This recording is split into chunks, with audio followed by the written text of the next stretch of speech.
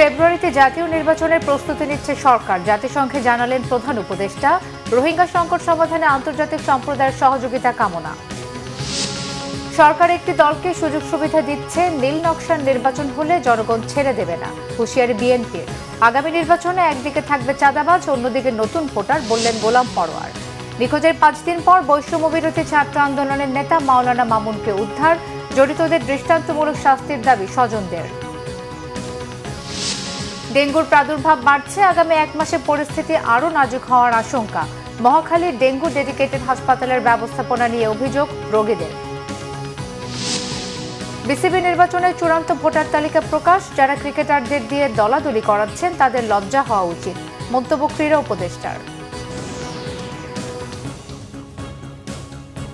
দেখছিলেন crown cement সংবাদ শিরোনাম। এবারে বিস্তারিত। প্রধান উপদেষ্টা ডক্টর মোহাম্মদ ইউনূস বলেছেন, আগামী ফেব্রুয়ারিতে জাতীয় নির্বাচনের প্রস্তুতি নিচ্ছে সরকার। সেই সাথে স্বচ্ছতা, জবাবদিহিতা ও আইনের শাসন নিশ্চিত করতে নিরবচ্ছিন্ন নাগরিক বান্ধব সংস্কারও চলছে। তিনি আশা করেন, যে দলই ক্ষমতায় আসুক, সংস্কার কার্যক্রম বাস্তবায়ন অব্যাহত রাখবে তারা। শুক্রবার রাতে জাতিসংঘের সাধারণ পরিষদের অধিবেশনে দেয়া ভাষণে প্রধান উপদেষ্টা আরও বলেন, গত 15 বছরে দুর্নীতির মাধ্যমে শত শত কোটি ডলার বিদেশে পাচার হয়েছে। যেসব দেশ ও প্রতিষ্ঠান পাচার করা সম্পদ গচ্ছিত রাখছে, তাদের অপরাধে শরিক না হয়ে মালিক ও করদাতাদের ফিরিয়ে দিতে আহ্বান জানান তিনি। একই সাথে পাচার রোধে কঠোর আন্তর্জাতিক আইনের পাশাপাশি এর প্রয়োগ নিশ্চিতে বিশ্ববাসীকে এগিয়ে আসার কথা বলেন। রোহিঙ্গা সংকটের কথা উল্লেখ করে ভাষণে তিনি বলেন, মিয়ানমারের চলমান সংঘাত শুধু আঞ্চলিক স্থিতিশীলতাকেই ঝুঁকিতে ফেলছে তা নয়, বরং প্রত্যাবাসনকেও কঠিন করে তুলছে। রোহিঙ্গা সংকটের স্থায়ী সমাধানে আগামী 30 সেপ্টেম্বর উচ্চ পর্যায়ের সম্মেলনে বিশ্ববাসীর সহযোগিতা আশা করেন। ভাষণে পূর্ব জেরুজালেমকে রাজধানী করে একটি স্বাধীন ফিলিস্তিন রাষ্ট্র প্রতিষ্ঠার মাধ্যমে দ্বিরাষ্ট্রভিত্তিক সমাধান এখনই বাস্তবায়ন করতে জোর দেন প্রধান উপদেষ্টা। জানেন যে আগামী বছরের ফেব্রুয়ারি মাসে আমরা জাতীয় নির্বাচন অনুষ্ঠানের প্রস্তুতি নিচ্ছি। পাশাপাশি স্বচ্ছতা ও জবাবদিহিতা, আইনের শাসন নিশ্চিত করবার জন্য আমাদের নিরবচ্ছিন্নভাবে নাগরিক বান্ধব সংস্কার চালিয়ে যাচ্ছি। দেশের পাচার হওয়া অবৈধ সম্পদ পুনরুদ্ধার করা বর্তমানে আমাদের অন্যতম শীর্ষ অগ্রাধিকার। গত 15 বছরের দুর্নীতির মাধ্যমে শত শত কোটি ডলার অবৈধভাবে বিদেশে পাচার করা হয়েছে। আমরা নিরলসভাবে এই সম্পদ ফেরত আনার চেষ্টা করছি। যেসব দেশ ও প্রতিষ্ঠান এই পাচারকৃত সম্পদ গচ্ছিত রাখবার সুযোগ দিচ্ছে, তাদের আমি আহ্বান জানাচ্ছি, তারা যেন এই অপরাধের সঙ্গে শরিক না হয়। এদিকে আন্তর্জাতিক শ্রম সংস্থার সাথে সংগতিপূর্ণ সংস্কারগুলো নির্বাচনের আগে বাস্তবায়নের প্রতিশ্রুতি দিয়েছেন ডক্টর মোহাম্মদ ইউনূস। তরুণদের নিয়ে এক অনুষ্ঠানে প্রধান উপদেষ্টা বলেন, বিশ্বের পরিবর্তনের প্রধান চালিকা শক্তি হলেও বেকারত্বের কারণে তরুণরাই সবচেয়ে ক্ষতিগ্রস্ত হয়। তিনি বলেন, বাংলাদেশে স্বৈরতন্ত্রের পতন ঘটিয়ে গণতন্ত্রের পথ দেখিয়েছে তরুণরাই। রুকনুজ্জামানের রিপোর্ট। নিউ ইয়র্কে বাংলাদেশের জাতিসংঘের স্থায়ী মিশনে শ্রমিক অধিকার ও সংস্কার বিষয়ক আলোচনায় অংশ নেন কূটনৈতিক, জাতিসংঘের কর্মকর্তা ও সিনিয়র রাজনৈতিক নেতারা। দেশের শ্রম আইন, শ্রমিক অধিকার এবং চলমান সংস্কার প্রচেষ্টা নিয়ে মতবিনিময়ের জন্যই এই আলোচনা। প্রফেসর মোহাম্মদ ইউনূস অনুষ্ঠানে প্রধান অতিথি হিসেবে উপস্থিত ছিলেন। বাংলাদেশের 3টি প্রধান রাজনৈতিক দলের নেতারা শ্রম ইস্যুতে নিজ নিজ বক্তব্য তুলে ধরেন।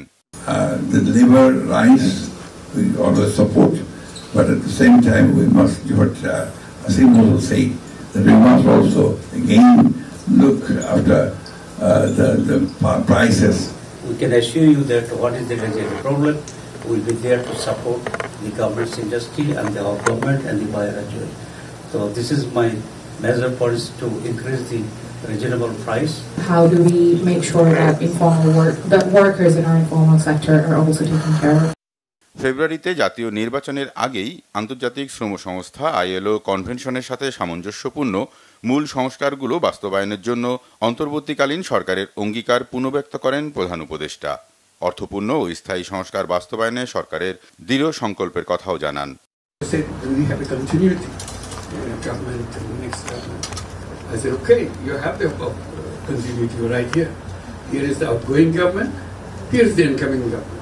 I can say you 100% guarantee. I will be wrong because all the possible government that you can form in Bangladesh, they are here. এর আগে জাতিসংঘের সাধারণ পরিষদের ৮০তম অধিবেশনের ফাঁকে world programme of action for youth এর ৩০তম বার্ষিকী উপলক্ষে উচ্চ পর্যায়ের সভায় যোগ দেন প্রধান উপদেষ্টা। অনুষ্ঠানে দেয়া বক্তব্যে প্রধান উপদেষ্টা বলেন, তরুণদের মধ্যে বেকারত্ব বিশ্বব্যাপী সবচেয়ে বড় চ্যালেঞ্জ। ন্যায্য অংশীদারিত্ব ও সিদ্ধান্ত গ্রহণে ভূমিকা রাখার সুযোগ দিলে ভবিষ্যৎ নির্মাণে বিচক্ষণতার পরিচয় দিতে পারবে তরুণরা। Unemployment remains the gravest challenge. Youth unemployment is up to 4 times higher than the adult unemployment, particularly in the low-income countries. But lasting global progress cannot be achieved without youth inclusion. ক্রমবর্ধমান শ্রমবাজারের চাহিদা মেটাতে বাংলাদেশ থেকে দক্ষ ও অদক্ষ কর্মী নিতে আগ্রহ প্রকাশ করেছে আলবেনিয়া। দেশটির প্রেসিডেন্ট বাজরাম বেগাই নিউ ইয়র্কে প্রধান উপদেষ্টা প্রফেসর মোহাম্মদ ইউনূসের সঙ্গে বৈঠকে এই প্রস্তাব দেন। এই উদ্যোগকে স্বাগত জানিয়ে প্রধান উপদেষ্টা বলেন, বাংলাদেশের গতিশীল ও তরুণ শ্রমশক্তি আলবেনিয়ার অর্থনৈতিক প্রবৃদ্ধিতে সহায়তা করতে প্রস্তুত। রুকুনুজ্জামান, বাংলা ভিশন, ঢাকা। জামায়াতের পিআর দাবি ও শাপলা প্রতীক নিয়ে এনসিপির জটিলতা জাতীয় নির্বাচনে প্রভাব ফেলবে কিনা বললেন নির্বাচন কমিশনার আনোয়ারুল ইসলাম সরকার। চাঁপাইনবাবগঞ্জের শহীদ সাটু হল অডিটোরিয়ামে সকালে এক কর্মশালায় তিনি একথা বলেন। জানান, আইনের ব্যত্যয় ঘটিয়ে নির্বাচন কমিশন কোনো ধরনের কাজ করবে না। অতীতের যে কোনো নির্বাচন থেকে শিক্ষা নেয়ার কথাও বলেন নির্বাচন কমিশনার আনোয়ারুল ইসলাম সরকার। নির্বাচন কমিশনের অতিরিক্ত সচিব কে এম নেওয়াজ, চাঁপাইনবাবগঞ্জের জেলা প্রশাসক মোহাম্মদ আব্দুস সামাদ, পুলিশ সুপার মোহাম্মদ রেজাউল করিম সহ প্রশাসনের বিভিন্ন স্তরের কর্মকর্তারা এ সময় তার সাথে ছিলেন। এবং একটি দলের প্রতীক বরাদ্দ বিষয়ক প্রশ্ন, এবং আপনাদের প্রশ্ন হচ্ছে যে এই বিষয়গুলো নিয়ে নির্বাচনে কোনো প্রভাব ফেলবে কিনা, কোনো সমস্যার সৃষ্টি হবে কিনা। আমার উত্তর হচ্ছে, এগুলো নির্বাচনের ক্ষেত্রে কোনো সমস্যার সৃষ্টি করবে না। নির্বাচন কমিশন সাংবিধানিক প্রতিষ্ঠান, বিদ্যমান আইনের আওতায় সে সমস্ত কাজ করে যাচ্ছে এবং করবে। বিএনপির স্থায়ী কমিটির সদস্য গয়েশ্বর চন্দ্র রায় বলেছেন, বর্তমান সরকারকে নির্দলীয় নিরপেক্ষ বলা হলেও তারা একটি দলকে সুযোগ সুবিধা দিয়ে যাচ্ছে। এদিকে দলের সিনিয়র যুগ্ম মহাসচিব রুহুল কবির রিজভী বলেছেন, কোনো বিশেষ দল গোষ্ঠীর উদ্দেশ্য সাধনের জন্য ডাকসু নির্বাচন করা হয়েছে। এভাবে চলতে থাকলে আগামী জাতীয় নির্বাচন নিয়েও প্রশ্ন উঠবে। কাউকে জিতিয়ে দেওয়ার নীল নকশা থাকলে জনগণ ছেড়ে দেবে না। আহমেদ সরওয়ারের রিপোর্ট। দুর্গোৎসব উপলক্ষে শুক্রবার ঢাকা ৭ আসনের সকল সনাতনী ধর্মাবলম্বী পূজা কমিটির সাথে মতবিনিময়ে বিএনপি স্থায়ী কমিটির সদস্য গয়েশ্বর চন্দ্র রায় বলেছেন, পূজাকে কেন্দ্র করে কেউ ঘোলা পানিতে মাছ শিকার করতে পারে। সেজন্য সবাইকে সজাগ থাকার আহ্বান জানিয়ে তিনি বলেন, বিএনপি নেতাকর্মীদের পূজা মণ্ডপ পাহারা দিতে হবে। তিনি বলেন, জনগণ ধানের শীষে ভোট দিবে, সেজন্য অনেকের গাত্রদাহ হচ্ছে। এই সরকার তো কোনো জাত নাই, মানে কোনো দল নাই, কিন্তু কথাবার্তা আলোচনায় সুযোগ সুবিধায় দেখা যায় একটা দুইটা দলের প্রতি ওনার দুর্বলতা থাকুক আর না থাকুক, ওনার থেকে সুযোগ সুবিধা নিয়েই যাচ্ছে। আমরা নির্বাচনের স্বার্থে চুপ করে আছি। আমরা যদি হাসিনার বিরুদ্ধে আন্দোলন করতে পারি, একটা সুষ্ঠু আবার নির্বাচন আদায় করা আমাদের পক্ষে সম্ভব। সেই কারণে যারা ভোটে জয়লাভ করবেন না, অন্য পদ্ধতিতে আপনাকে পার্লামেন্টে আসতেই হবে এমন তো প্রয়োজন নাই। এদিকে বিএনপি চেয়ারপারসন বেগম খালেদা জিয়ার সুস্থতা কামনা, বিএনপি চেয়ারপারসন উপদেষ্টা ও ছাত্রদলের প্রতিষ্ঠাতা আহ্বায়ক কাজী আসাদুজ্জামানের ৬ষ্ঠ মৃত্যুবার্ষিকী উপলক্ষে দোয়া মাহফিলের আয়োজন করা হয়। এতে বিএনপি নেতারা কাজী আসাদুজ্জামানের কথা স্মরণ করেন। বলেন, শেখ হাসিনা যে প্রতিষ্ঠানগুলো ধ্বংস করে গেছে তার ফলাফল এখন দেখা যাচ্ছে। যে প্রক্রিয়ায় ডাকসু নির্বাচন হয়েছে তা যথার্থ হয়নি, এখন খবর পাওয়া যাচ্ছে। এই প্রক্রিয়া যদি চলতে থাকে, আগামী জাতীয় নির্বাচন অত্যন্ত ঝুঁকিপূর্ণ হয়ে যাবে। আগামী জাতীয় নির্বাচন অনেক প্রশ্ন উঠবে এবং নানা কায়দা কানুন করে উদ্দেশ্য প্রণোদিতভাবে কোনো ফলাফল করা হবে কিনা এই নিয়ে জনমনে প্রশ্ন দেখা দিয়েছে। শেখ হাসিনার পথ অনুসরণ করে কাউকে জিতিয়ে দেওয়ার যদি কোনো নীল নকশা থাকে, তাহলে এই জাতির জন্য দুর্ভাগ্যজনক। তবে জনগণ ছেড়ে দেবে না। তাই আমি এখানে সবাইকে আহ্বান জানাবো, আপনারা ঐক্যবদ্ধ হন। অনেক ছাত্র যুবক ভাইরা আমার জীবন দিয়েছে এবং এই 24-এর যে গণ অভ্যুত্থান, সেই গণ অভ্যুত্থানে তারা শহীদ হয়েছে। সেই রক্তের কথা মনে করে তাদের ঋণ শোধ করার জন্য আসুন আমরা আজকে সবাই ঐক্যবদ্ধ হয়ে দেশের জন্য কাজ করি। পরে দোয়া করা হয়। আহমেদ সরওয়ার, বাংলা ভিশন, ঢাকা। জামায়াতে ইসলামের সেক্রেটারি জেনারেল মিয়া গোলাম পারওয়ার বলেছেন, আগামী নির্বাচনে একদিকে থাকবে চাঁদাবাজ, খুনি ও মাস্তানরা, আর অন্যদিকে থাকবে নতুন ভোটাররা। তরুণ প্রজন্মের প্রথম ভোট দাঁড়িপাল্লার পক্ষে হোক, এই স্লোগানকে সামনে রেখে সকালে খুলনার ডুমুরিয়ার স্বাধীনতা চত্বরে ছাত্র যুব সমাবেশে প্রধান অতিথির বক্তব্যে তিনি একথা বলেন। গোলাম পারওয়ার বলেন, কলেজ বিশ্ববিদ্যালয় থেকে শিক্ষার্থীরা এক হাতে সার্টিফিকেট নিয়ে বের হবে আর অন্য হাতে চাকরি থাকবে। সম্ভব না হলে দেয়া হবে বেকার ভাতা। উপজেলা আমির মাওলানা মুখতার হোসাইনের সভাপতিত্বে এতে বিশেষ অতিথি ছিলেন দলের সহকারী সেক্রেটারি জেনারেল মাওলানা রফিকুল ইসলাম খান সহ অন্যরা। এই ডুমুরিয়ার বেকার যুবকদেরকে চাকরি দেওয়ার জন্য আমাদের ডাক্তার শফিকুর রহমান সাহেব আমিরে জামাত বলেছেন, আমাদের উপরে রাষ্ট্রের দায়িত্ব আসলে ইউনিভার্সিটি, স্কুল, কলেজের ছেলেরা পাশ করে বেরোবে, মাদ্রাসার ছেলেরা সার্টিফিকেট নিয়ে বেরোবে এক হাতে, আর এক হাতে আমরা তাদেরকে চাকরি দেবো, চাকরির ব্যবস্থা করবো। চাকরি দিতে যদি না পারি তো বেকারদেরকে আমরা বেকার ভাতা দেবো ইনশাআল্লাহ। চোরাগুপ্তা মিছিল আর বিদেশে রাজনীতিবিদদের উপর হামলা করে আওয়ামী লীগ রাজনীতিতে পুনর্বাসিত হতে পারবে না, এমন মন্তব্য বিপ্লবী ওয়ার্কার্স পার্টির সাধারণ সম্পাদক সাইফুল হকের। রাজধানীর ইঞ্জিনিয়ার্স ইনস্টিটিউশন মিলনায়তনে বাংলাদেশ বিপ্লবী যুব সংহতির যুব কনভেনশনে তিনি কথা বলেন। সাইফুল হক বলেন, 14 মাসে আওয়ামী লীগের কোনো অনুশোচনা নেই, হত্যা, জুলুম, নির্যাতন নিয়ে কোনো বক্তব্য নেই আওয়ামী লীগ নেতাদের। তারা এইভাবে রাজনীতি করতে পারবে না বলেও মন্তব্য করেন সাইফুল হক। সরকার আইনশৃঙ্খলা নিয়ন্ত্রণ করতে পারছে না অভিযোগ করে তিনি বলেন, দেশ পরিচালনা করতে না পারলে বলে দেয়া উচিত। তিনি বলেন, সরকারের প্রতি পরিষ্কার বার্তা, ফেব্রুয়ারি নির্বাচন না হলে সামাজিক নৈরাজ্য সৃষ্টির দায় তাদেরকেই নিতে হবে, কারণ দেশের মানুষ এই বিশৃঙ্খলা ও নৈরাজ্য মেনে নেবে না। আগামী নির্বাচন হবে কিনা ফেব্রুয়ারিতে, প্রধান প্রশ্ন হচ্ছে সরকারের রাজনৈতিক সদিচ্ছার প্রশ্ন। সরকারের যদি রাজনৈতিক সদিচ্ছা থাকে, একই সাথে রাজনৈতিক দল, জনগণ, নির্বাচন কমিশন সবাইকে সরকার যদি আস্থার মধ্যে নেয়, আমি বিশ্বাস করি নানা চ্যালেঞ্জ, প্রতিকূলতা থাকলেও ফেব্রুয়ারিতে নির্বাচনের মধ্য দিয়ে আমরা 17-18 বছর পরে একটা গণতান্ত্রিক পথে আমরা হাঁটতে পারবো। আশা করি সরকারের শুভবুদ্ধির উদয় হবে এবং আমরা একটা নির্বাচনের পথে যেতে পারবো। নিখোঁজের 5 দিন পর বৈষম্য বিরোধী ছাত্র আন্দোলনের নেতা ও জুলাই যোদ্ধা মাওলানা KM মামুনুর রশিদকে উদ্ধার করা হয়েছে। পরে উত্তরায় বাংলাদেশ কুয়েত মৈত্রী সরকারি হাসপাতালে ভর্তি করা হয়েছে তাকে। সেপ্টেম্বরের 22 তারিখ রাজধানী তুরাগ থানা এলাকা থেকে নিখোঁজ হন জুলাই যোদ্ধা মাওলানা KA মামুন। 5 দিন পর আজ দুপুরে পূর্বাচলের এক মসজিদের সামনে তাকে উদ্ধার করেছে পুলিশ। উদ্ধারের পর মামুনের সাথে কথা বলে পুলিশ জানায় 4 জন লোক তাকে আটক করে নিয়ে যান বলে দাবি করেছেন মামুন। তবে তুরাগ থানা বৈষম্য বিরোধী ছাত্র আন্দোলনের নেতারা দাবি করেন, যুবশক্তি কমিটির দ্বন্দ্বে মামুনকে অপহরণ করা হয়েছে। ঘটনার সাথে জড়িতদের দৃষ্টান্তমূলক শাস্তির দাবি করেন মামুনের স্বজনরা।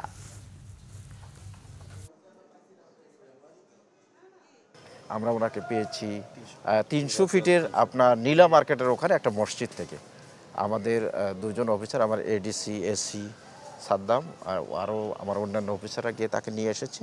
আমাদের কাছে দেখেছি উনি সুস্থ, আমরা দেখেছি ওনার শরীরে কোনো আঘাত বা কোনো ইনজুরি, বা ওনাকে আমরা জিজ্ঞেস করেছি, আমি নিজে জিজ্ঞেস করেছি আমার অফিসারদের নিয়ে, ওনাকে কোনো মারধর করেছে কিনা। উনি বলেছেন না, কোনো মারধর করেননি, ওনাকে 2টো চর দিয়েছেন ওনার মোবাইলের শুধু পাসওয়ার্ডটা জানার জন্য, উনি খাওয়া দাওয়া দিয়েছে। আমাদের কাছে ওনার কথা কিছু হয়তো অসঙ্গতিপূর্ণ আছে, তো সেটা আরও ভালোভাবে জিজ্ঞেস করলে আমরা হয়তো জানতে পারব। ডেঙ্গুর প্রাদুর্ভাব বাড়ছেই। এডিস মশাবাহিত এই রোগের প্রকোপে আগামী 1 মাসে আরও বাড়বে বলে আশঙ্কা চিকিৎসকদের। এদিকে মহাখালী ডেঙ্গু ডেডিকেটেড হাসপাতালের ব্যবস্থাপনা নিয়ে অভিযোগ রোগীদের। পাশাপাশি ফলের দাম বেশি থাকায় সন্তানকে সুস্থ করে তুলতে হিমশিম খেতে হচ্ছে পরিবারগুলোকে। রিপোর্ট ফরুক বাবুর। ডেঙ্গু পরিস্থিতি আবারও নতুন মোড় নিয়েছে। এতদিন ডেঙ্গুর ধরনে ব্যথা ও জ্বরের লক্ষণ থাকলেও নতুন ধরনের যোগ হয়েছে ডায়রিয়া। নতুন এই ধরনটির বেড়েছে সংক্রমণের হার শুধু বাড়ছেই না, আক্রান্তের অনুপাতে ডেঙ্গুতে মৃত্যুহার আগের 2 বছরের চেয়েও বেশি, যা ডেঙ্গু মোকাবেলায় প্রস্তুতি ও ব্যবস্থাপনায় বড় ধরনের ঘাটতির ইঙ্গিত দেয়। হঠাৎ করে আমার জ্বর উঠছিল, জ্বরের থেকে ব্রাউনবের হসপিটালে যাই, ওখান থেকে বললাম আমার ডেঙ্গু হয়েছে। 2 দিন হসপিটাল থাকার পরে আমাকে এনে ট্রান্সফার করেছে। শিরায় একবার রক সব করে টান হয়ে ব্যথায় মানে কিছু করতে পারি না। 3টা রাত্র ঘুমাইতে পারি না। ডেঙ্গুর ধরন পাল্টে যাওয়ায় আগের ধরনের অ্যান্টিবডি নতুন ধরনের ডেঙ্গু রোগীদের শরীরে অকার্যকর। ডায়রিয়ার কারণে নতুন উপসর্গ রোগ দ্রুত শনাক্তে বাধা সৃষ্টি করছে। একজন অসুস্থ ব্যক্তি যে হসপিটালে আসে কারণ সে বেডে থাকবে, নার্স আসবে, তার সমস্যা জানবে, কিন্তু নার্সের কাছে অসুস্থ ব্যক্তি যাইতে হয়। এই যদি হাসপাতালের হাল, তাহলে বাসায় থাকাই ভালো হয়। একটা ডাবের দাম 1/2 লিটার পানি হবে না, 150 টাকা নেয়। 500 টাকা কেজি আনার, ডাক্তার বলতেছে আনার খাওয়া হইতে, অনেক ফল দেখা হইতে। এত টাকা তো নাই আমাদের কাছে। আমি সীমিত বেতনে চাকরি করি। এই যে আজকে ছেলে 1 সপ্তাহ ধরে চিকিৎসা করতেছি সরকারি মেডিকেল, তারপরেও 10-12 হাজার টাকা গেছে। হসপিটালের সামনে এমনিতে ফলের দাম অনেক বেশি থাকে, 10 টাকার দাম 20 টাকা বাড়া যায়। ঢাকা মহানগরীতে ডেঙ্গু সংক্রমণের হার 26%, কিন্তু মোট মৃত্যুর 63%ই হয়েছে রাজধানীর হাসপাতালগুলোতে। জটিলতা নিয়ে ঢাকার বাইরে থেকেও রোগীরা আসছেন এখানকার হাসপাতালে। আশঙ্কার ব্যাপার হচ্ছে যে ডেঙ্গু রোগীর মৃত্যু হার আমরা পুরোপুরি 0 করতে পারি নাই। এর কারণ হয়তো আপনার রোগীগুলা যেগুলো খারাপ হচ্ছে, দেরি করে আসতেছে, তারা অন্য অনেক অসুখ বিসুখ আছে, ডায়াবেটিস, প্রেশার, বয়স্ক রোগী, শিশু, গর্ভবতী, এই রোগীগুলো খারাপ হবে। কিন্তু সাথে যদি ইয়াং রোগীগুলো খারাপ হয় সেটা খুব দুঃখজনক। সেজন্য আমার পরামর্শ থাকবে আপনার বাড়ির কাছে অনেক স্বাস্থ্য কমপ্লেক্স আছে, ডিস্ট্রিক্ট হসপিটাল আছে, ওইখানে আগে যান। হ্যাঁ, বেশিরভাগ রোগী বা অনেক রোগী দেখা যাচ্ছে যেগুলো খারাপ হচ্ছে, ওরা ঢাকার বাইরের থেকে সরাসরি ঢাকাতে চলে আসতেছে। এই যে আসার সময়টা, এটা খুব মূল্যবান। 1-2 ঘন্টার সময় ডেঙ্গু রোগী যখন ক্রিটিক্যাল পিরিয়ডে থাকে খুব ডেঞ্জারাস। ডেঙ্গু এখন আর মৌসুমি রোগ নয়, বছরব্যাপী স্বাস্থ্যগত হুমকি হয়ে দাঁড়িয়েছে এটি। ফররুখ বাবু, বাংলা ভিশন, ঢাকা। নতুন করে অস্থিরতা দেখা দিয়েছে ভোজ্য তেলের বাজারে। দাম বাড়ানোর অজুহাতে সরবরাহ সংকটের কথা বলছেন বিক্রেতারা। ডাল ও আমদানি করা বেশ কিছু খাদ্যপণ্য বিক্রি হচ্ছে বাড়তি দামে। বেড়েছে মাছের দামও। সবজির দাম কিছুটা কমতে শুরু করলেও স্বস্তির খবর ডিম ও মুরগির বাজারে। বিস্তারিত মামুন আবদুল্লাহ রিপোর্টে। বেশ কিছুদিন স্থিতিশীল থাকার পর আবারও অস্থির ভোজ্য তেলের বাজার। লিটারে 10 টাকা বাড়াতে ব্যবসায়ীদের প্রস্তাব সরকার খুব একটা আমলে না নেয় এখন সরবরাহ সংকটের অভিযোগ করছেন বিক্রেতারা। বলছেন দাম বাড়ানোর আগের মতো আচরণ করছে কোম্পানিগুলো। বাড়তি ডালের দামও, এতে বেশ বিপাকে সাধারণ মানুষ। আগে লিটারে 4 টাকা কমিশন দিতে, এখন দেয় না। এখন গায়ে দামি তেল বিক্রি হইতেছে 5 লিটার 920, 2 লিটার 378, 1 লিটার 189। সরবরাহ আগের থেকে কম। তেল আসলে কোম্পানি সরবরাহ কমে যাচ্ছে, দাম বাড়ার মেসেজ বাড়বে, আবার দাম বাড়ার পরে আবার সরবরাহ ঠিক থাকবে। সব জিনিসের দাম বাড়তে, আর আমাকে তো আর বেতন তো আর বাড়ে না, কারণ আমরা কোথায় দাম কার কাছে বলবো বলেন তো। সুখবর নেই মাছের বাজারেও। সরবরাহ কমের অজুহাতে বেড়েছে ইলিশ সহ অন্যান্য মাছের দাম। চাষের মাছ কেজিতে 20 টাকা বাড়লেও খাল বিলের মাছের দাম বেড়েছে 50 টাকা পর্যন্ত। 800 গ্রামের ডি 1800-1700 টাকা কেজি, 500 গ্রাম 600 গ্রাম মাছ যেটি এটি হলো 1400 টাকা কেজি। না, সম্ভব তো না, গরিব মানুষ কিভাবে কিনে খাবে। গ্যাসের সপ্তাহ তো নেই, এই সপ্তাহে আপনার মাছের আমদাম একটু কম, তার জন্য আপনার দাম বাড়ছে কেজিতে 20-30 টাকা। সবজির বাজারে সরবরাহ ভালো, দাম কমার কথাও বলছেন বিক্রেতারা। মৌসুমি সবজি বাজারে এলে দাম আরও কমার আভাস তাদের। তবে ক্রেতারা বলছেন কাঙ্ক্ষিত দামে কিনতে পারছেন না সবজি। বেগুন তো ভাই গত সপ্তাহে ছিল 150 টাকা 140 টাকা কেজি, আজকে পাইকারি ভাই আনছি 70 টাকা কেজি। বেগুন কেজি 100 টাকা, ভেন্ডি কেজি 80 টাকা, বা পটল কেজি 70 টাকা, শসা কেজি 70 টাকা, মূলা আছে 50, ছড়ি আছে 50, মানে দাম কম নাই। যে দাম হচ্ছে 1 কেজি জায়গা আধা কেজির জায়গায় 1 পয় মিলে কিনে নিয়ে যেতে হবে, কিছু করার নাই তো। তবে কিছুটা স্বস্তি ডিম ও মুরগির বাজারে। ডজনে 10 টাকা কমে লাল ডিম 130 এবং সাদা ডিম 120 টাকায় বিক্রি হচ্ছে। ব্রয়লার 170 টাকা কেজি এবং সোনালী মুরগি পাওয়া যাচ্ছে 290 টাকা কেজিতে। মামুন আবদুল্লাহ, বাংলা ভিশন, ঢাকা। বাদ পড়া 15টি ক্লাব ও 6 জেলার মধ্যে 5টিতেই কাউন্সিলরশিপ ফেরত দিয়ে চূড়ান্ত ভোটার তালিকা প্রকাশ করেছে বিসিবির নির্বাচন কমিশন। বাদ পড়েছে শুধু নরসিংদী জেলা। এদিকে যুব ক্রীড়া উপদেষ্টা আসিফ মাহমুদ সজীব ভুঁইয়া বলেছেন, যারা ক্রিকেটারদের দিয়ে দলাদলি করাচ্ছেন তাদের লজ্জা হওয়া উচিত। মনির হোসেন খানের রিপোর্ট। বিসিবি নির্বাচনের ভোটারের প্রাথমিক তালিকায় বাদ পড়েছিল 15টি ক্লাব ও 6টি জেলার কাউন্সিলরশিপ। চূড়ান্ত তালিকায় 15 ক্লাবের সবগুলোই কাউন্সিলরশিপ ফিরে পেয়েছে। এদের মধ্যে আছেন ভাইকিংস একাডেমি থেকে কাউন্সিলরশিপ নেয়া বিসিবির বর্তমান পরিচালক ইফতেখার রহমান মিঠুও। চূড়ান্ত তালিকায় বাদ গেছে শুধু নরসিংদী জেলা। যুব ও ক্রীড়া উপদেষ্টা দায় চাপিয়েছেন রাজনৈতিক নেতাদের উপরই। বললেন, তিনি কোনো সিন্ডিকেটের সাথে নেই। অনেক কাউন্সিলরই বিএনপিপন্থী বলে উল্লেখ করেন তিনি। দেখেছেন যে কিছু জায়গায় কোনো রাজনৈতিক দলের সভাপতি এসেছেন, তার আসলে ক্রিকেট বোর্ডে কী কাজ? কাউন্সিলর তো ভোট দেওয়া ছাড়াও আরও কাজ আছে। কিছু জায়গায় এমন হয়েছে, আমি শুনলাম ওই যে 2 জন ক্রীড়া অফিসার আর একজন ডিসি বোধহয় এসছে কাউন্সিলর হিসাবে। তা আমি খোঁজ নিলাম যে কেন এরকমটা হলো। তো ওনারা আমাকে যেটা বললেন যে স্যার আমরা মিটিংয়ে বসছি, মিটিংয়ে 5 জন সদস্য 5 জনই ক্যান্ডিডেট। তো লাস্টে ওনাদের মধ্যে ঝামেলা করে ওনারা আমাদেরকে বললো যে স্যার আপনি হন। বিসিবি নির্বাচনে সরকারের হস্তক্ষেপ প্রসঙ্গে তামিম ইকবালের মন্তব্য ভিত্তিহীন বলে দাবি করেন যুব ও ক্রীড়া উপদেষ্টা আসিফ মাহমুদ। না দেখেন, আমি একটা মিডিয়াতে দেখলাম যে তামিম ভাই বললেন যে ওনার কাউন্সিলরশিপ থাকবে কিনা এটা নিয়ে শঙ্কা তৈরি হয়েছে। তো আজকে তো মনে হয় কাউন্সিলরশিপ চলে আসছে। ওইখানে কি দেখছেন যে কাউকে বাদ দেওয়া হয়েছে এরকম কিছু? অনেকে আপনার কানে এসে বলবে যে ভাই আপনার কাউন্সিলরশিপ চলে যাচ্ছে। এটাই কিন্তু হয়েছে, ওনাকে গিয়ে কেউ একজন বলছে আপনার কাউন্সিলরশিপ বোধহয় চলে যাবে। তো এই কারণে উনিও একটা বক্তব্য দিলেন বা একটা, কিন্তু এখন দেখেন আপনার সামনেই আছে, একটা মানুষকে জাজ করবেন তার অ্যাকশন দিয়ে, নট যে আপনাকে কে কি বলতেছে এটা দিয়ে। তাহলে তো আপনি আর প্রফেশনাল অ্যাক্ট করতে পারছেন না। এখন নির্বাচনে সবসময় এটা থাকে যে এটা আমাদের প্র্যাকটিস, যে যেই হারার কোনো সম্ভাবনা থাকে বা হেরে যাবে মনে করে, এটা কোনো নির্দিষ্ট কাউকে আমি বলছি না, সবাই তাদের নির্বাচন নিয়ে একটা প্রশ্ন তোলার থাকে। তবে আপনারা এবং আমরা দেখব যে সেটার মেরিট আছে কিনা। এদিকে বিসিবি নির্বাচন নিয়ে হঠাৎ করে সরব জাতীয় দলের ক্রিকেটাররা প্রায় একই সময়ে ফেসবুকে পোস্ট দিয়ে নিজেদের আশঙ্কার কথা জানিয়েছেন জাতীয় দল ও ক্লাবের বেশ কয়েকজন শীর্ষ পর্যায়ের ক্রিকেটার। তবে সংশ্লিষ্টরা বলছেন, নির্বাচন নিয়ে তাদের কথা বলা চুক্তিভঙ্গের শামিল। পৃথিবীর কোথাও দেখবেন না কোনো ক্রিকেটার, রানিং ক্রিকেটার, খুবই দুঃখজনক যে বোর্ড ইলেকশন নিয়ে কথা বলছে, যেটা তার যে কন্ট্রাক্ট সেখানকার সম্পূর্ণ ভায়োলেশন। এবং এই যে ক্রিকেটারদেরকে দিয়ে দলাদলি করানো, এটা আমি যখন অ্যাজ এ ফ্যানও দেখছি 2 বছর আগে, 5 বছর আগে, এখনও এটা হচ্ছে না, খুব দুঃখজনক। এবং যারা এগুলো করাচ্ছেন তাদের আসলে শেম ফিল করা উচিত যে আপনি একজন ক্রিকেটারকে এনে দলাদলি করাচ্ছেন। গত বোর্ডের 15 জন পরিচালক না থাকায় ক্রিকেট বোর্ড পরিচালনা কষ্টসাধ্য হয়ে যাচ্ছে বলে মনে করেন আসিফ মাহমুদ। মনির হোসেন খান, বাংলাভিশন, ঢাকা। অধ্যাপক আনু মোহাম্মদ বলেছেন, চারিদিকে এখন শুধু সংস্কারের কথা শোনা গেলেও সংস্কার দেখা যাচ্ছে না। জাতীয় প্রেস ক্লাবে এক অনুষ্ঠানে একথা বলেন তিনি। বলেন, সংবিধান নিয়ে কিছু সংস্কার হলেও আর কোথাও সরকার কোনো সংস্কার করছে না। ঠিক একইভাবে নদী নিয়ে সরকার কোনো উদ্যোগ নেয়নি বলে অভিযোগ করেন তিনি। অধ্যাপক আনু মোহাম্মদ বলেন, ভারত অভিন্ন নদী নিয়ে বহুপক্ষীয় আলোচনায় বসতে চায় না। নিজের সুবিধা আদায়ের জন্য দেশটি সবসময় দ্বিপক্ষীয়ভাবে আলোচনা করতে চায় বলে মন্তব্য করেন তিনি। অভিন্ন নদীর পানির ন্যায্য হিস্যার জন্য সরকারকে আন্তর্জাতিক পানি কনভেনশন স্বাক্ষরের পরামর্শ দেন তিনি। বলেন, ভারত যেভাবে আন্তঃনদী সংযোগ প্রকল্পে বাধ দিচ্ছে তা নিয়ে দেশটির অভ্যন্তরে অনেকেই বিরোধিতা করছে। তাদের সাথে শক্তিশালী যোগাযোগ গড়ে তোলারও পরামর্শ দেন অধ্যাপক আনু মোহাম্মদ। অনুষ্ঠানে পানি বিশেষজ্ঞ এবং নদী রক্ষা আন্দোলনের নেতারা বক্তব্য রাখেন। সংস্কার যত কথা আমরা গত 1 বছরে শুনেছি, গত 54 বছরে এত শুনি নাই সংস্কার শব্দটা।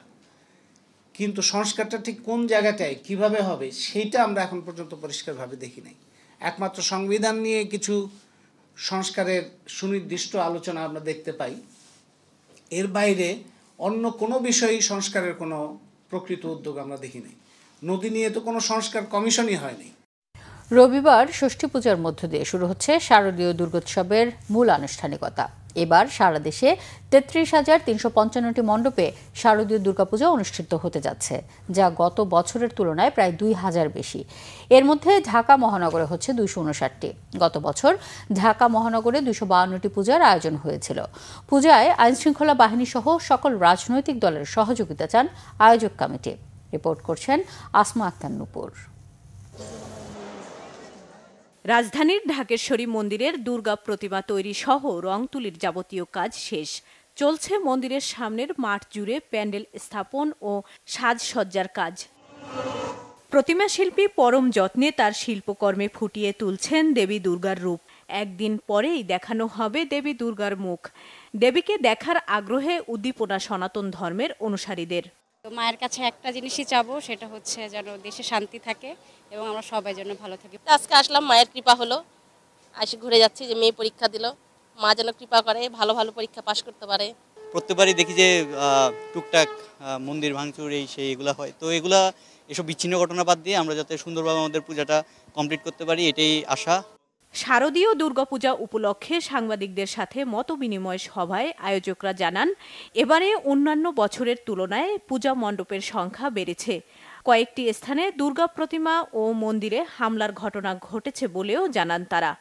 দুর্গাপূজার প্রস্তুতির মধ্যেই কয়েকটি জেলায় দুর্গা প্রতিমা ও মন্দিরে হামলার ঘটনা ঘটেছে। জেলাগুলো হচ্ছে কুষ্টিয়া, চট্টগ্রাম, কুড়িগ্রাম, সাতক্ষীরা, ঝিনাইদহের শৈলকুপা, নেত্রকোনা, গাইবান্ধা, পঞ্চগড়, জামালপুর, নাটোর, গাজীপুর, মানিকগঞ্জ ও চাঁপাইনবাবগঞ্জ। পূজার মধ্যে আমরা এসব হামলা দেখতে চাই না। শুধু আইন শৃঙ্খলা বাহিনীর পদক্ষেপে নয়, রাষ্ট্রীয় আলোকিত চেতনা, সামাজিক প্রতিরোধের মাধ্যমে এই সহিংসতার অবসান ঘটাতে হবে। যে হামলা দুর্বৃত্তরা করতেই পারে, কিন্তু এটার বিচার হচ্ছে কিনা, দুর্বৃত্তরা ধরা পড়ছে কিনা, এটাই আমাদের আমাদের দেখার বিষয়। বিচারহীনতার সংস্কৃতি আমরা নানাভাবে দেখেছি গত 53 বছর। আমরা চাই না এই সংস্কৃতি অব্যাহত থাকুক, এই পরিবর্তনের মধ্য দিয়ে সেই সংস্কৃতির মৃত্যু ঘটুক আমরা কামনা করি। সনাতন বিশ্বাস ও পঞ্জিকা মতে এবার দেবী দুর্গা মর্তলোকে আসবেন হাতিতে চড়ে, স্বর্গালোকে বিদায় নিবেন পালকিতে। আসমা আক্তার নূপুর, বাংলা ভিশন, ঢাকা। এদিকে শারদীয় দুর্গাপূজাকে সামনে রেখে মণ্ডপ সাজানোর প্রস্তুতি চলছে দেশের মণ্ডপে মণ্ডপে। দিনরাত ব্যস্ত সময় পার করছেন জেলার প্রতিমা শিল্পী আর সাজসজ্জার কারিগররা। রংতুলির আঁচড়ে প্রতিমা সাজানো হচ্ছে। সাতক্ষীরা প্রতিনিধি আসাদুজ্জামান আসাদ, খাগড়াছড়ির HM প্রফুল্ল ও ভৈরবের সত্যজিৎ দাস ধ্রুবর পাঠানো তথ্য ছবিতে ডেস্ক রিপোর্ট। সাতক্ষীরায় এবার 591টি পূজা মণ্ডপে শারদীয় দুর্গোৎসব অনুষ্ঠিত হবে। জেলা এবার নজর কেড়েছে কলারোয়ার মুরারিকাটি পালপাড়ার সোনালী আঁশ দিয়ে তৈরি পূজা মণ্ডপ। 12টি প্রতিমাই মোড়ানো হয়েছে পাটের আঁশ দিয়ে, যা বেশ সাড়া ফেলেছে। ধর্মবর্ণ নির্বিশেষে নানা শ্রেণী পেশার মানুষ সেখানে ভিড় জমাচ্ছেন প্রতিমাটি এক নজর দেখতে। সোনালী পাট দিয়ে আমার তৈরি করা হয়েছে, একদম প্রাকৃতিক উপায়ে এই প্রতিমাটি তৈরি করা হয়েছে। অনেক দূর দূরান্ত থেকে ভক্ত সমাগম হচ্ছে। ঠাকুর দেখলাম, অনেক সুন্দর ঠাকুর, এমন ঠাকুর মনে হয় বাংলাদেশেও কোথাও করেনি। ভক্ত দর্শনার্থীরা যেন আনন্দ নিয়ে উৎসব উদযাপন করতে পারে সেদিকে বিশেষ দৃষ্টি রয়েছে, জানায় পূজা উদযাপন কমিটি। আর দুর্গাপূজা শান্তিপূর্ণ ও সুশৃঙ্খলভাবে উদযাপন নিশ্চিতে সব ধরনের প্রস্তুতি রয়েছে জেলা পুলিশের। এখন থেকে দর্শনার্থীর ঢলনামা শুরু হয়ে গেছে এবং পূজার সময় আমাদের এখানে লক্ষাধিক ভক্তবৃন্দ, মায়ের ভক্ত আসবে বলে আমরা আশা করছি। পোশাকধারী পুলিশ থাকবে, ইউনিফর্ম পুলিশ থাকবে, ডিস্ট্রিক্ট স্পেশাল ব্রাঞ্চের তার প্লেন ক্লথে কাজ করবে, ট্রাফিক ব্যবস্থাপনা থাকবে। প্রতি বছরের মতো এবারও পাহাড়ি জনপদ খাগড়াছড়ি পার্বত্য জেলায় 64টি মণ্ডপে হচ্ছে পূজা। এর মধ্যে 62টি প্রতিমা পূজা এবং 3টি ঘট পূজা। শান্তিপূর্ণভাবে উৎসব সম্পন্ন করতে প্রশাসনকে সহযোগিতা করছে সেনাবাহিনী, জেলা পরিষদ, জেলা প্রশাসন, পুলিশ প্রশাসন ও রাজনৈতিক নেতারা। আমরা অন্যান্য ডিস্ট্রিক্টে 2 স্তরের নিরাপত্তা থাকে, আমাদের ডিস্ট্রিক্টে খাগড়াছড়িতে মূলত 5 স্তরের নিরাপত্তা বেষ্টনীর মাধ্যমে আমরা দুর্গোৎসব পালন করতে যাচ্ছি। এই উপজেলাকে সম্প্রীতির উপজেলা হিসেবে গড়ার দায়িত্ব আপনাদের। এই জন্য আপনাদের মধ্যে মেলবন্ধনকে আরো দৃঢ় করা এবং এটিকে আপনাদের যে সম্পর্ক আছে সেটিকে নবায়িত করাই হচ্ছে আমাদের উদ্দেশ্য। প্রত্যেকটি মন্দিরের 3 শিফটে 3টা গ্রুপ করে দিনে রাতে 24 ঘন্টা পাহারা দিবে, নিরাপত্তার জন্য পাহারা দিবে, যাতে কোনো দুষ্কৃতিকারী এই পূজা উৎসবকে বিঘ্নিত করতে না পারে। ভৈরবের প্রায় 24টি পূজা মণ্ডপে চলছে প্রস্তুতিমূলক আয়োজন। অধিকাংশ মণ্ডপে প্রতিমা নির্মাণের কাজ শেষ, চলছে রং তুলির কাজ। এই মাসের মধ্যে আমরা অনেক ব্যস্ততার মাঝে সময় কাটাচ্ছি। প্রতিমা কাজ, নির্মাণ কাজ চলছে। এগুলো কি এভাবে আছে কিনা, নিরাপত্তার সহিত রাখা হয়েছে কিনা, ঢেকে রাখা হয়েছে কিনা। শারদীয় দুর্গোৎসব যাতে সুন্দর ও সুষ্ঠুভাবে হয় সেদিকে কঠোর নজর রয়েছে কর্তৃপক্ষের। আর নিরাপত্তায় কোনো ত্রুটি হবে না বলে আশ্বস্ত করেছেন প্রশাসনের কর্তা ব্যক্তিরা। এবারও শান্তিপূর্ণভাবে আমাদের শারদীয় দুর্গোৎসব সুষ্ঠু সুন্দর সুশৃঙ্খলভাবে উদযাপিত হবে। 24টি পূজা মণ্ডপের জন্য আমরা ভিজিলেন্স টিম গঠন করব, যারা রেগুলার ভিত্তিতে এই পূজা মণ্ডপগুলো ভিজিট করবে। ধর্মবর্ণ নির্বিশেষে সকলেই সাম্প্রদায়িক সম্প্রীতি বজায় রেখে পূজা উদযাপনে ঐক্যবদ্ধভাবে কাজ করবে, এমনটি প্রত্যাশা আয়োজকদের। Nazneen Akter, Bangla vision, news desk. আরও কিছু খবর নিয়ে রয়েছে একটি ডেস্ক রিপোর্ট।